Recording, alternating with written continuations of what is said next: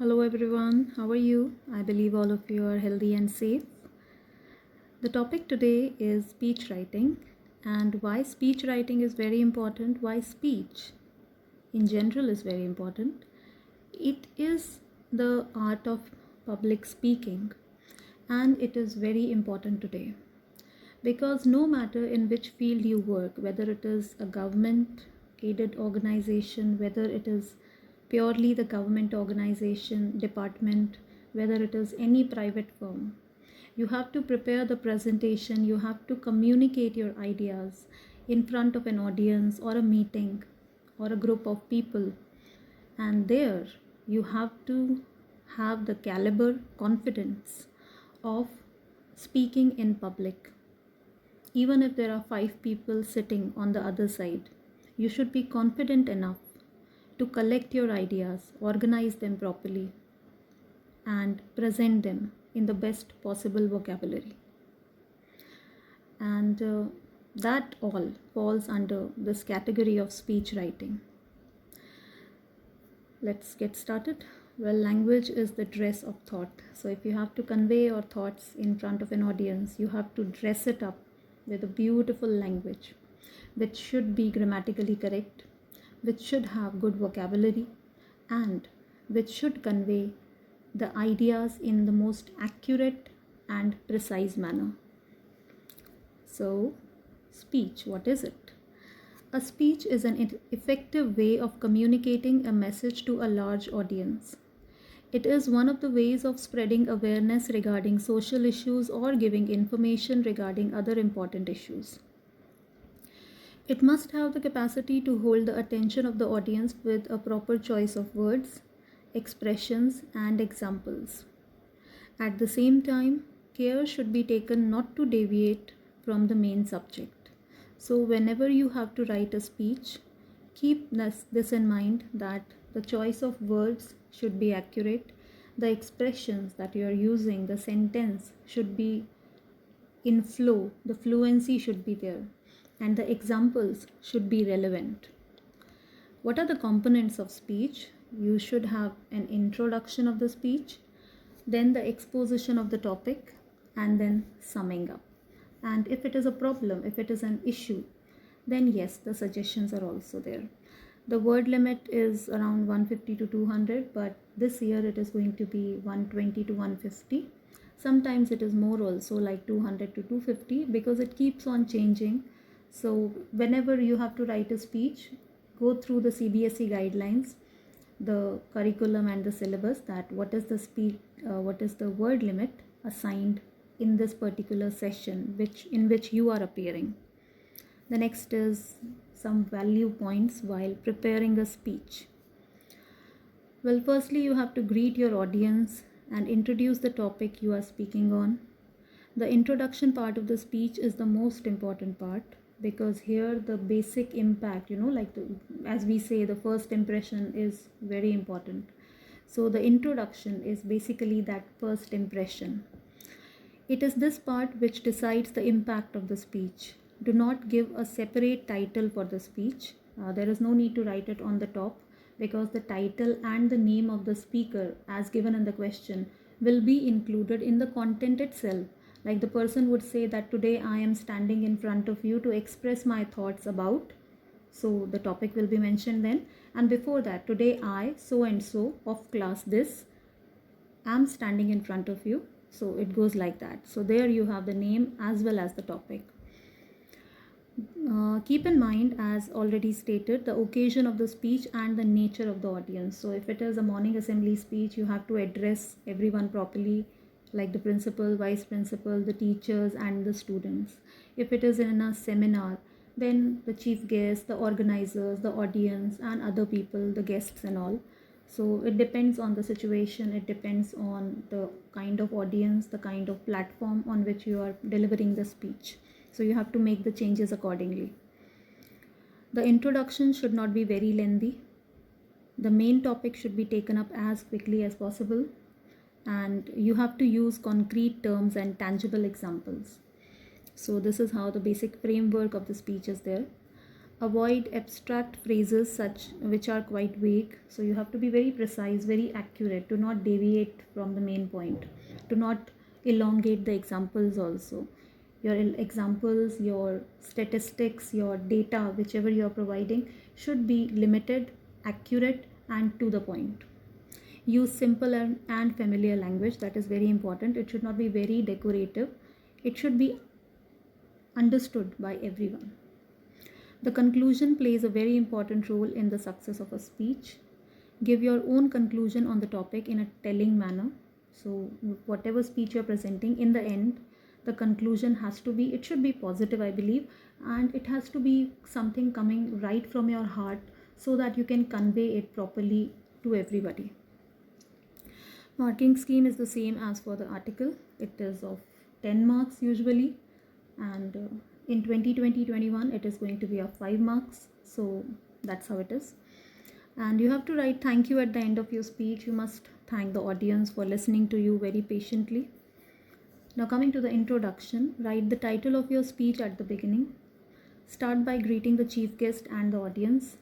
Specify the occasion of the speech if there is any. Announce the topic of your speech and your name, as I told you earlier. Start with a striking pre-speech note to evoke the interest of your audience. And you may refer to some recent issues that affect the audience, like an anecdote. So you can go for an anecdote, something that has happened in the recent past. Everybody remembers that. You can bring that in your speech and, make a huge impact because people can relate to something very recent. And then we have the exposition of the topic, the detailed analysis. Build up a sequence of ideas. Use relevant examples, data, etc. to support your idea. Present your ideas in an interesting way. So your vocabulary should be interesting. You have to use proper fluency, that where will you put your example, where will you put your data, and how will you use that example as well as the data in your benefit, and making the audience realize that how important the topic is. And then summing up, summarize the most important points in your speech without repeating them. And conclusion is that you have to conclude with a call for an action, an appeal, a warning, a request, or an expression of thanks. It depends on the situation. If it is an issue, then you have to provide some suggestions and ask the authorities to take necessary action. If the issue is really very much alarming, then yes, you have to issue a warning to everyone that until and unless everybody works as early as possible, it's going to blow up very badly.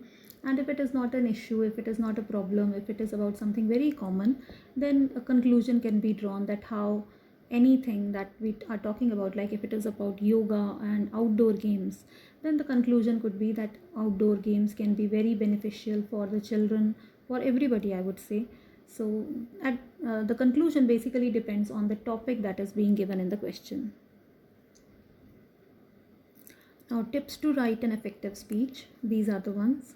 Read the question carefully. What is the question asking for? What is the word limit? If some verbal input is given, use that. If some visual input is given, use that cleverly, accurately. Focus on the issue that needs to be addressed. Interpret any data given. Use a conversational style of writing. That will be more impactful. Whenever you are presenting a speech or presenting a debate, it's always better to be in a communicative mode because you can easily get connected to whosoever is reading it or listening to it. Do not use slangs, especially in the examination. Use polite, grammatically accurate language. That's very important. Avoid repetition of any facts or figures, and add variety to your vocabulary and expression. So this way you can enhance the beauty of the speech. After all, it is in the writing section. So you have to use brilliant vocabulary, you have to use good sentences, sentence formations and phrases, if necessary, idioms, etc. And this is the marking scheme, as I said earlier. If it is of 10 marks, format carries 1 mark, content carries 5 marks, and expression carries 4 marks. If it is of 5 marks, then 1, that is format, 2 marks for content and 2 for expression.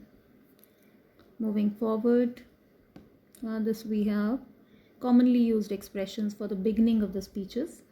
So how we can do that? It's like, good morning, respected principal ma'am, learned teachers, and dear friends. Today I, Preeti, stand before you to speak on the topic diabetes in India. So here we have the address, the name of the speaker, and the topic. According to World Health Organization, India has turned into diabetes capital of the world with 40 million people living with diabetes. Good morning to all present. Today I, Preeti, is going to enlighten you on diabetes in India, which is slowly assuming evil proportions. So these are two methods. The first one is the address, the topic, and the name. The second one, you have some kind of news intel or a data or any kind of statistics to present your speech. You begin your speech. So you can choose any. Healthy mind stays in a healthy body. This age-old adage rings more true today as the modern man is confronted with a number of health issues. Good morning to everybody present over here. Today I, Preeti, is going to speak. So this again is a kind of warning, and then again the name of the person, the topic will be presented. So this is third manner in which a particular topic can be presented. Then another one, do you know that every fifth diabetes patient in the world is going to be an Indian? Isn't that alarming? Good morning to the august audience present in the auditorium. Today I, Preeti, is going to, so this is fourth manner in which you can present. This is a question. It's an alarming situation.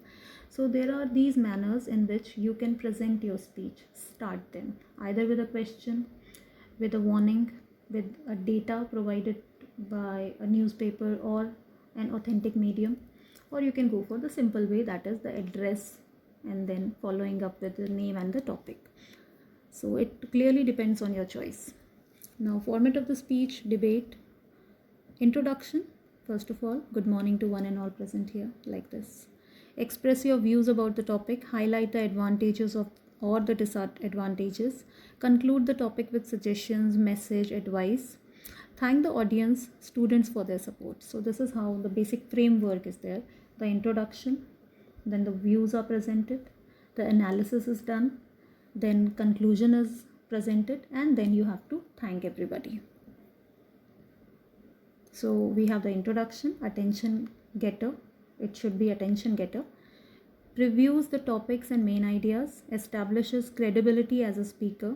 Then coming to the body, you have to discuss the main ideas, include sub-points along with main points.